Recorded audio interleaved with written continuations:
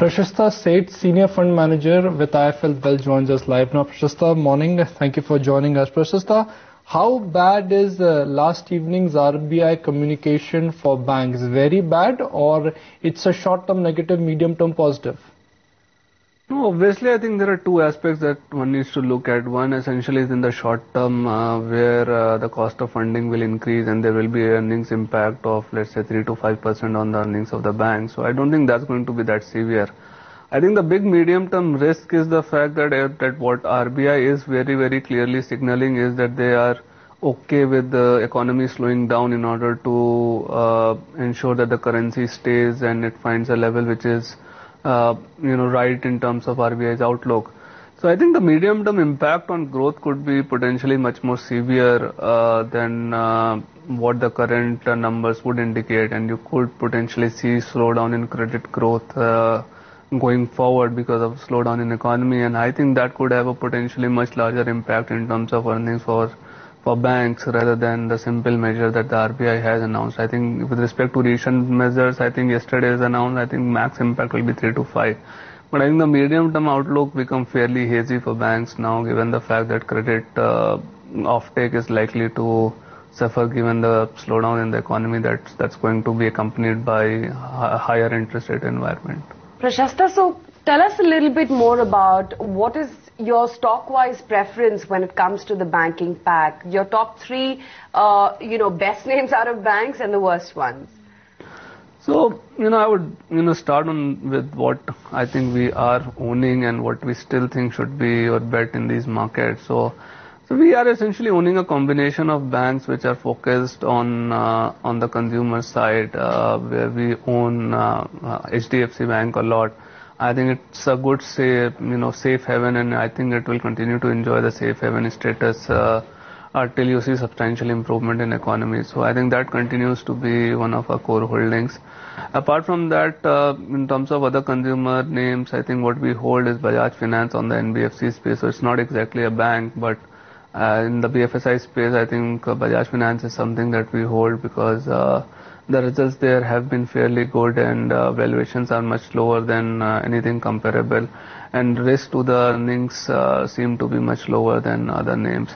In terms of other banks which are more focused on the economy, we own Axis and ICICI. Simple reason, I think these banks are much cheaper than the other banks which are in the marketplace, which is, let's say, ISN or IndusInd Bank. And yes, they are exposed to some of the risk of a slowing down economy and a higher NPA cycle. But I think markets are pricing in that kind of impact, and if that doesn't play out the way that market is thinking, you can actually get a sharp pullback in the stocks. So I think those will be the 3 or 4 names that we are holding.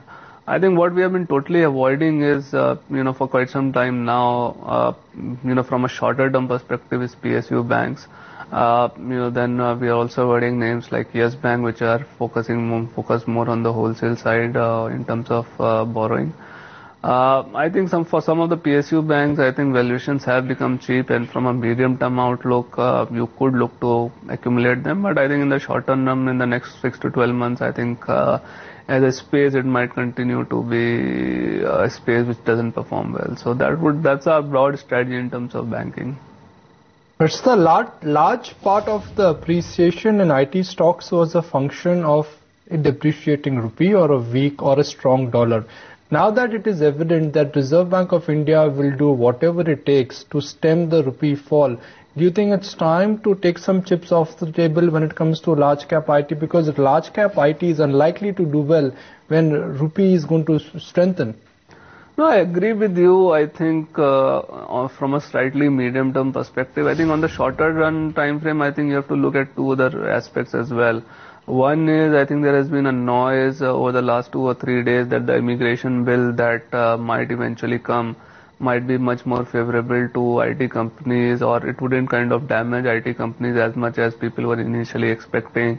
And 2, I think IT might continue to be a safe haven given the fact that global economy, especially US economy, is likely to do much better than Indian economy.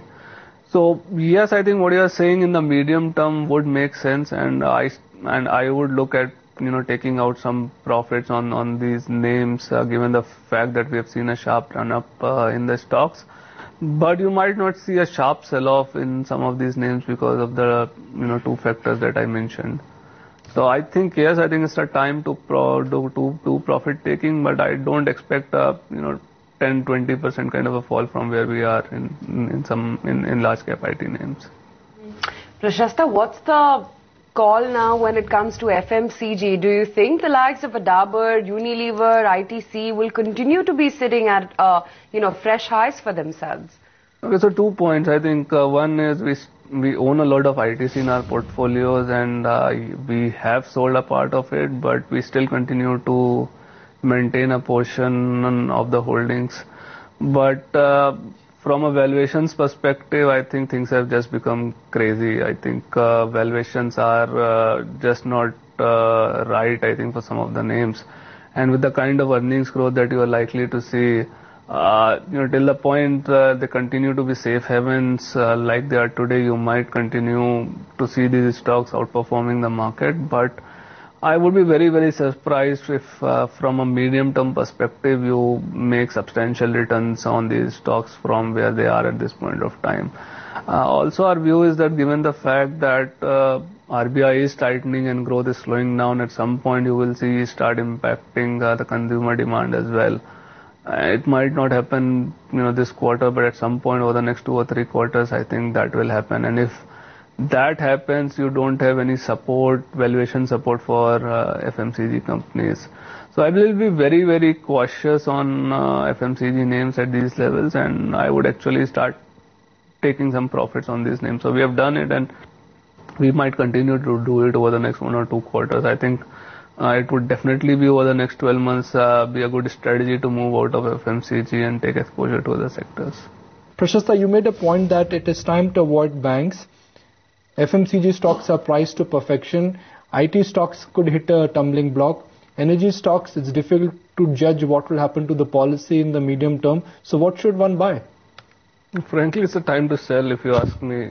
I would be very, very surprised that markets continue to be where they are at this point of time over the next 2 or 3 months. So I wouldn't go and buy anything actually right now. I think everything looks fairly, wherever there is a earning certainty, I think valuations are fairly expensive. And for others, I think the outlook continues to be fairly hazy. So I would kind of think that any significant upside from where we are at this point of time looks very, very difficult. So either you just wait and watch and wait for better prices to enter, or you just sell. Prashasta, what is it that you're hoping to hear from Hero MotoCorp today when it declares its earnings? So I think there are 2 points one needs to look at in a Hero Corp. One, I think you need to understand how the volume trajectory is happening. And I think given the fact that Hero has started to gain some of the market share back, I think you would think that the market share and volumes would be fairly good for Hero.